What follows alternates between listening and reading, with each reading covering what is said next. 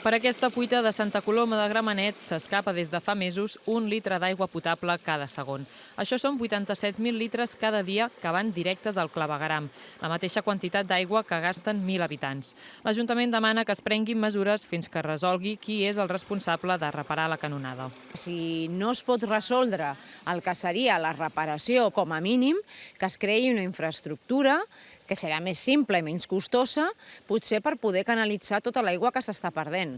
La sequera en la que ens trobem avui en dia fa que sigui una necessitat vital millorar l'eficiència de les xarxes perquè aquesta aigua no es perdi, perquè això té una relació directa amb les reserves d'aigua que hi ha als pantans. A Girona, la xarxa de canonades és vella i cara de reparar. L'Ajuntament calcula que un 20% de l'aigua que entra als dipòsits es perd i les fuites no en són l'únic motiu. La diferència és el que en diem aquesta taxa d'incontrolats. Bàsicament ve donat per dos motius, que són les fuites, les pèrdues, les avaries que poden haver-hi a la xarxa d'aigua potable i també el frau, persones que es connecten a la xarxa sense un comptador.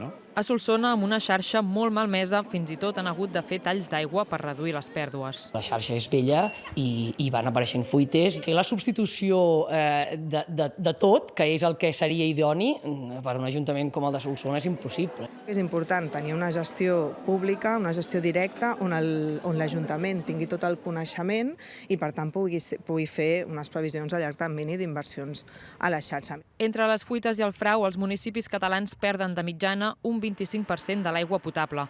A Olot, la xifra s'enfila fins al 40% i a Corbera de Llobregat es malbarata la meitat de l'aigua que arriba als dipòsits.